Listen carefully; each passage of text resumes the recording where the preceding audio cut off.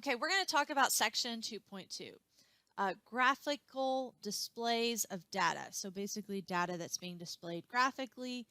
A couple of things that you're going to see as you go through these is that we are basically going to create and interpret these basic types of graphs, and then we're going to basically, hopefully, distinguish between the shapes of these distributions as we take a peek at them. So some of the things about graphs that you should know is that any type of graph you have should be able to stand alone without all the original data next to it. Okay? You must have a title and label for both axes. And do remind yourself when I refer to that word axes there, what I'm referring to in particular is that vertical and horizontal axis. It doesn't necessarily have to be that we are graphing things in terms of the algebra side of it, okay?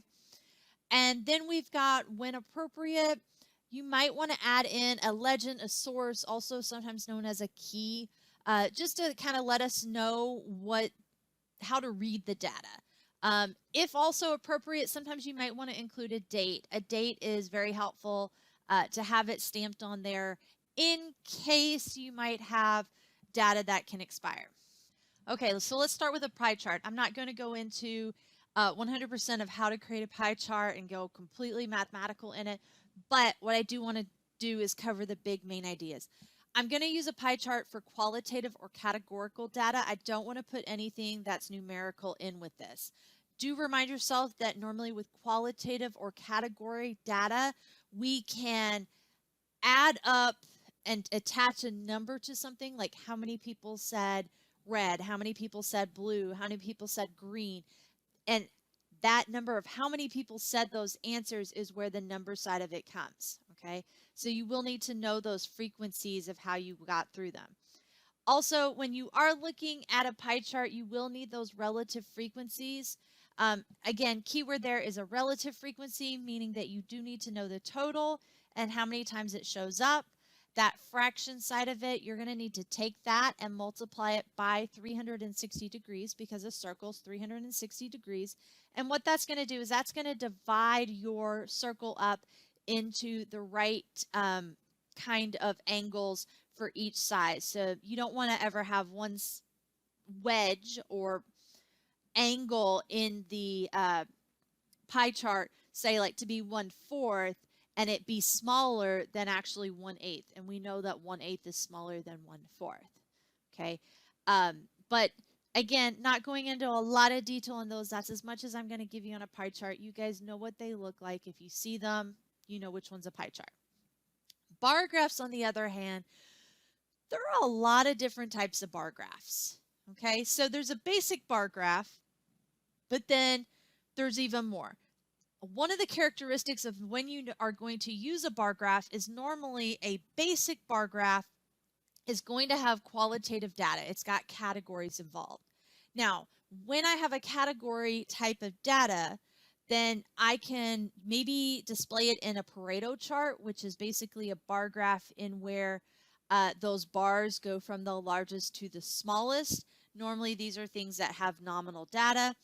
Or I can maybe display it as a side-by-side bar graph, which are used to compare different groups that have basically the same categories in the data. Or it could be a stacked bar graph. This is a great efficient way to display data from different shapes or samples. I would say that with the stacked bar graph, that is not a very common one used. More the side-by-side is what most people use. So I'm going to give us this nice, beautiful frequency distribution, and we're going to create a bar graph out of it. So the first thing I want to know when I see this frequency distribution is I want to make note that noticing right here, I have a real good use of categorical data. And because that's categorical data, that lets me know that this is why I can use a bar graph for it. Okay. The other thing that I notice is I also see that I've got the frequencies on the side here. And so this here, I want to make my horizontal axis. So I'm going to make this side the horizontal. So the part that goes this way. And because it's numbers, I am going to make it be my vertical side to be the numbers. It doesn't have to be that way. You can have your bars kind of coming out from the sides, but normally we do kind of like bar graphs to be more vertical versus a horizontal bar. Okay. So here's my bar graph. Again, real nice and neat. One thing I do want to make note of, just kind of some small little things here, is noticing here on my scale, this is the same scale the whole way up, okay? So if I go from 0 to 5, then the next has to be that grouping of 5. I have that scale that's going to be the whole way. I also have it labeled, so what do those numbers actually represent? I also have the categories down here, and what exactly are those categories representing? You know, I can say apartment, dorm, house, sorority, fraternity house. That may not necessarily mean that I'm referring to the types of housing students are choosing. Okay. And again, I just have a nice pretty title up here at the top. The first item that we had a frequency of 20. So notice that apartment, it's labeled in the middle of the bar, and then it goes all the way up to 20. So let's take that same thing and let's add in a second group. So I've got the same numbers that I have, but now I have a second group. So the first group, sample A, was some statistics class. Let's say sample B is a college algebra class. Okay. Maybe I don't want to tell people where they came from, so I can label them sample A and sample B. But because they're literally asking the exact same questions, like what type of housing is happening, I can use a nice, lovely stacked or a side-by-side, okay? Either one of those will work. A side-by-side is the more go-to method, so let's look at a side-by-side. Again, it's going to look very similar, noticing that those bars on the blue there are from that original sample, and the green right next to it is from the next new sample that we've added in. What you do see that's a little different this time is we've added in a legend. That legend just kind of tells me what those different color bars represent. They don't always have to be colors. They can be a pattern. That works as well. The other thing you want to make note of is noticing here in between the different categories, there is a bit bigger of a space than what's in between the individual bars. Okay, so in between the two groups, sample A and sample B, they're a little bit closer side by side. But as I start going from apartment to dorm, that space gets a little bit bigger, so you can see that they are kind of physically grouped together. Now, I can always do this in a stacked graph, and it would look something like this. One of the things that you want to make note of when you are looking at the stack is that this group here, sample A, they went to 20, okay? But sample B is not 33. Okay, so we know, again, it's like 33 minus 20, but when I add them together, that's where I get that 33 from. So just be a little careful with the stack bar graph because they are slightly misleading. It's not that the second group is 33, it's that the second group is 13 on top of the 20 you have from sample A. Again, these are, if you're trying to look overall, it might help show bits of patterns. This is not normally the type that I see in distribution tables. I see more of the side-by-side when you're comparing things because it's a little bit easier if you're comparing those individual items. But if you are asking the same question and you just want to kind of compare it overall in terms of a population, the stacked is really good for.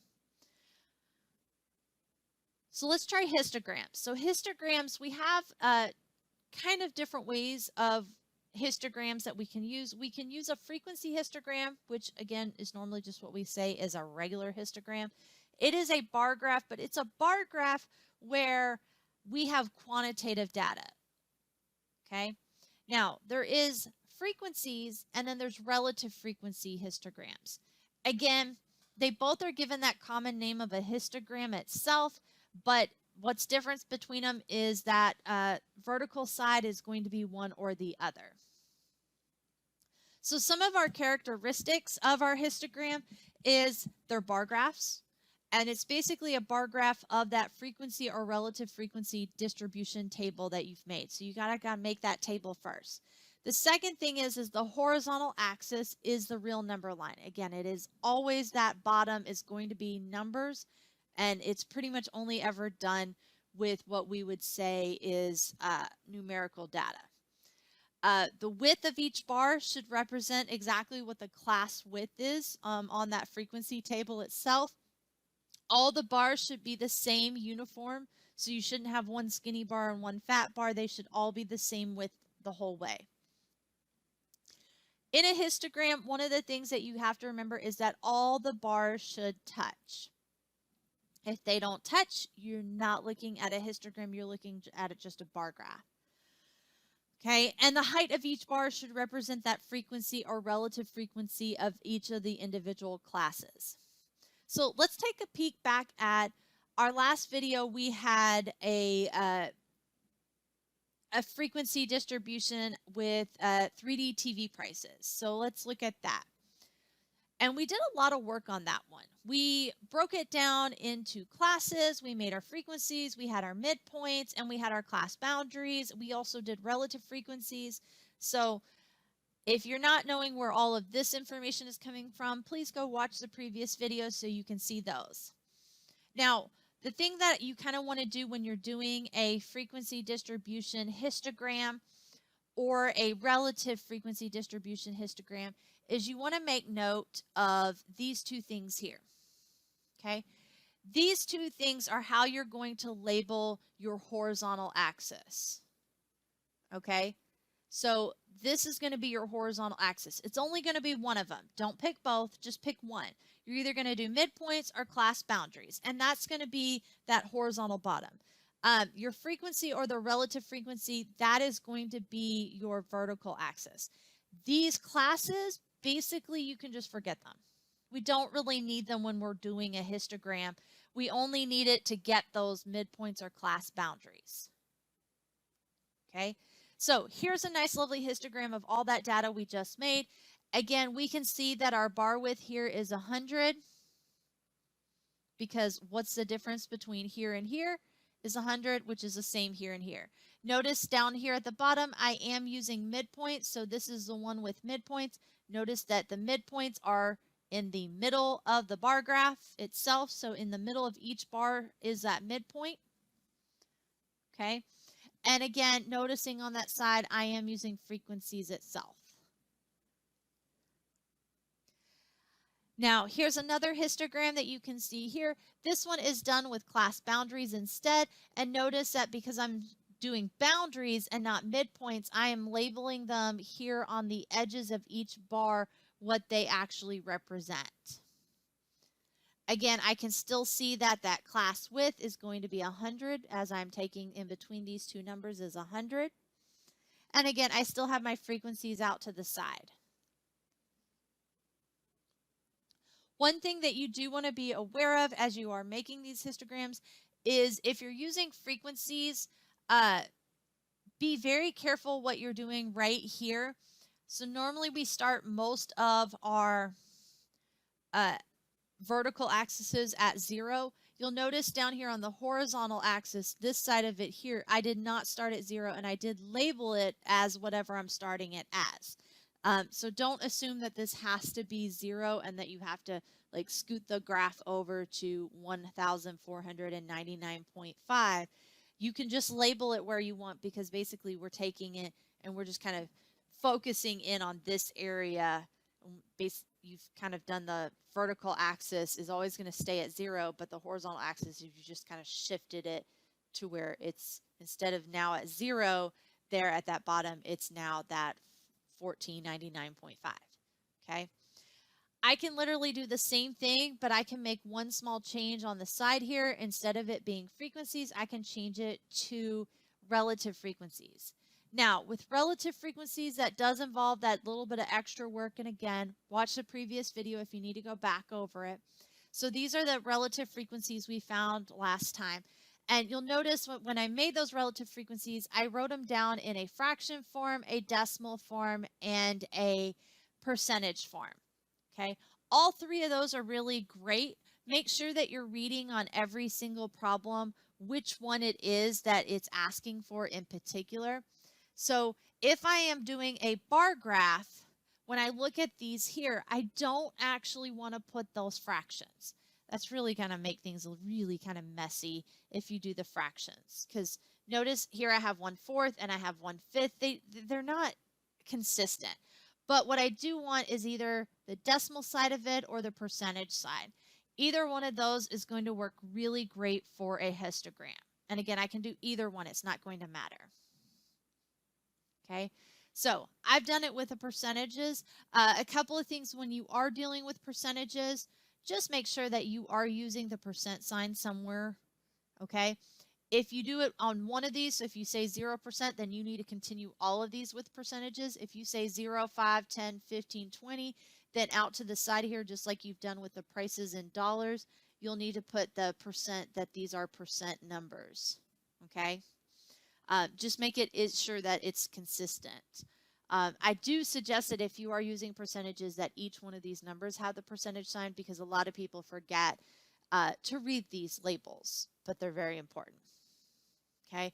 A frequency polygon is basically a visual display created by plotting a point at the frequency of each class above the class midpoint and then connected with a straight line. You do need to add in an extra category at the beginning and the end, so an extra class at the beginning and end that are basically 0, so that way it makes an entire polygon. A polygon is a shape. So in the case that I have here, I would need to extend out my graph and have like an extra category here and an extra category here, and I would start in the middle at a 0, and then I'd put a dot here, and then I'd put a dot here, and then I put a dot here. Again, noticing they're in the middle of those bars, and then I would just kind of connect the dots as straight lines as you can get.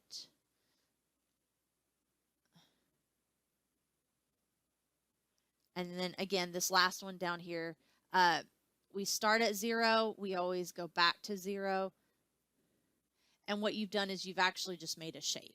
Okay, and that is a frequency polygon. Okay, it is not actually that commonly used, but it is kind of one of those, it's out there occasionally. Another one that's not as commonly used is an ogive, which is basically a line graph that depicts the cumulative frequency. This one is more oftenly used for companies, and they want to show like their profit given over time or the sales given over time. They want to make themselves look a lot better. Normally with these ones, you will need those cumulative frequencies. Unlike the frequency polygon, we had to add the extra 2 bits at the beginning and end. There's no extra thing. You just kind of keep going up, and it should look like it kind of goes up. Okay, the stem and leaf, which we are going to look at now. Quantitative data, again, has to be numbers for this one. Similar to a histogram, they're just basically a way to display data. I will say that a histogram is really great if you're displaying a lot of data. A stem and leaf is great if you're displaying a small amount of data. Some of the characteristics that you need to be aware of is there should be a stem and a leaf. It retains all of the original data itself. The leaves are usually the last digit of the value, and the stems are whatever is remaining after that last digit is removed. There has to be some type of legend or a key, so that way when people look at the information, they can read and interpret it. Okay, so the first thing you're going to need to do is create 2 columns, one side for the stem, the other side for the leaves. The left side is normally our stem, the right side is the one for the leaves. Okay, you're going to list each stem that occurs in the data set in numerical order. We do only try to list them one time. There is sometimes an occasion if one has too many leaves on it, I can list the same stem twice, but we try not to. Okay, and then you're going to list each leaf next to its stem. That might happen. So make sure that they line up, and then create your kind of key to help us out. And if desired, this is not necessarily needed, but sometimes, again, mathematical minds, we kind of like things to be pretty in a numerical sense. You can re-evaluate those leaves and put them in kind of an order. Okay, so here's some of your data. And notice again, this is not a ton of data. This is just, a small amount right here. So this is like only 20 items. So one of the things I want to notice is I notice that I have like 18, 27, 35, and that kind of seems to be like 18. So I've got a 10s, a 20s, and a 30s on my numbers. So right away for my stem, I'm going to have a 1, 2, or 3. And then for my leaves, I'm going to have like an 8, a 7, and a 5. Now, 18 is repeated again, so I'm just going to add another leaf of 8. Because basically, remember I said every bit of the raw data is shown in a stem and leaf. So since I have 18 on there twice in this first row, I should have 18 listed twice in my stem and leaf. And again, you're just going to go through all of it and do the same thing. And at the very end, you want to put a legend or a key. So here's my lovely little key down here just to say like, okay, the first number, that stem side is going to be the tens digit. The second number is the ones digit, and you can see that we get 18. Okay. Again, you'll notice that as I look at the data here, it's not in a nice numerical order. It can just be listed in any order, or if you want to, you can kind of rearrange it. But all of the data should stay exactly as it is. So if there is 3 8s, there should still be 3 8s even in numerical order. Okay, so let's create a stem and leaf for the following salaries. Again, this is a little bit bigger data, as you guys can see here, but not so big that I don't have the ability to maybe switch to something else. So a stem and leaf would really be great. As you are looking at these, you do want to kind of ask yourself some of the questions once you are done making your stem and leaf. So one of the first questions that you're going to ask yourself is, what is the smallest and largest salaries recorded? Which salary appears the most often? How many salaries were in the range of 41,000 to 41,900? And then which salary range did the most salaries lie? Was it in that 40,000 to 44,900 or 45,000 to 49,900, or is it maybe 5,000 and above? So the first thing you're going to do, just like the last one, is that the data have more than 2 digits, which means that you might have stuff that ends in 0. It is really kind of important to choose stems that have numbers that the last significant digit is kind of in the data point itself. That will be the leaf of the chart. So one of the things I noticed is that we had kind of a lot of zeros at the end. And so since listing of zeros, if you have, again, this is very, very careful. If you have numbers, make sure that there's kind of this theme with the numbers before you make any extra little things. So I noticed like one of our data points was 40,700. And then we had 49,900. So I have like these extra zeros here. And so what I'm going to do is I'm going to basically kind of cut it off here.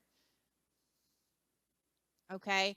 And I'm going to make those, what's in front here, these are going to be my stems, and these are going to be the leaves. But because there's almost this like double zero at the end of all of them, because they all have that pattern, I can literally just say, well, my leaf is going to be a 7 and a 9. And then I'm just going to make note of add the extra 2 zeros in my key. Okay, so as I took a peek at this, I kind of worked it out ahead of time, and you guys can see my stem and leaf here. Again, making note of that key down here at the bottom, that I have 40 and then a 7 after the line, which actually represents 40,700. So remember those questions I asked you. I said, what was the smallest salary? Well, looking at my leaves here, I have a 7 and 9. 7 smaller, right? So this one's going to tell me what my smallest is, which in our case here is our stem, our leaf, and don't forget to add the 2 zeros that the key says I should add.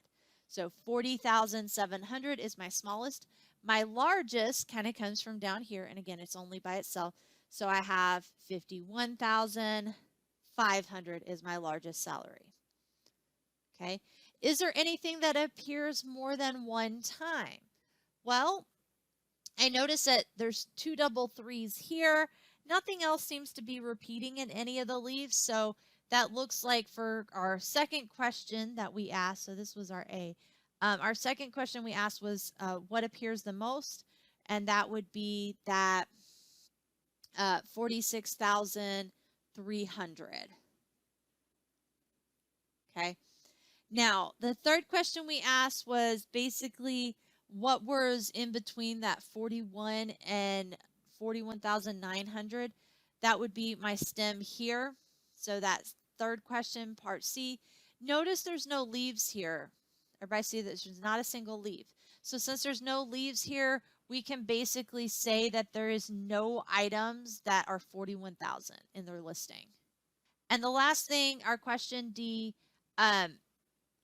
which was basically asking us comparing different groups.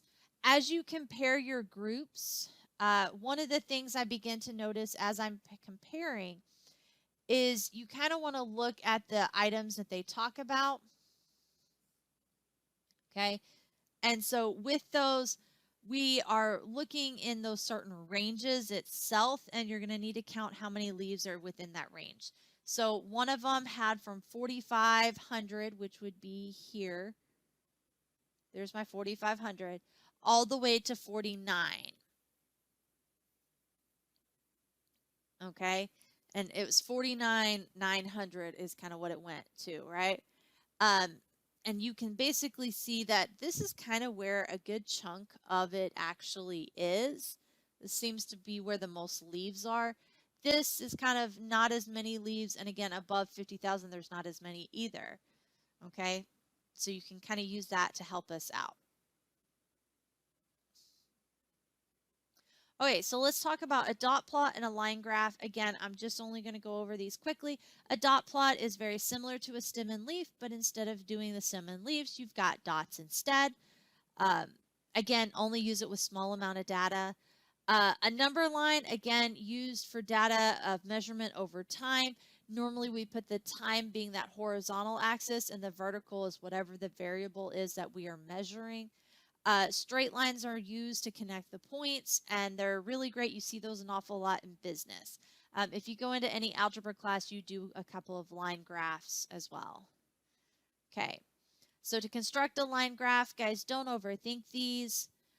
When you are constructing them, you're literally going to be given a table with some time and then some data right after it. So here we have years and CPIs. So the year, this is going to be that horizontal axis, and the CPIs, that's going to be that vertical axis. And again, each one is just going to be put on a dot and then connecting the dots.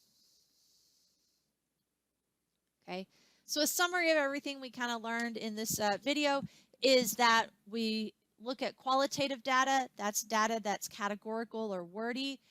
You can display it using a pie chart or a bar graph. You can also use a Pareto chart or a side-by-side graph, or even a stacked bar graph will work. If you have stuff that is quantitative data, we lean more towards the histogram. That's the one that we like the most. A frequency polygon is sometimes used, an ogive, a stem and leaf plot, a dot plot, or a line graph. Those are things that if you've got numbers involved, we want to lean more towards those.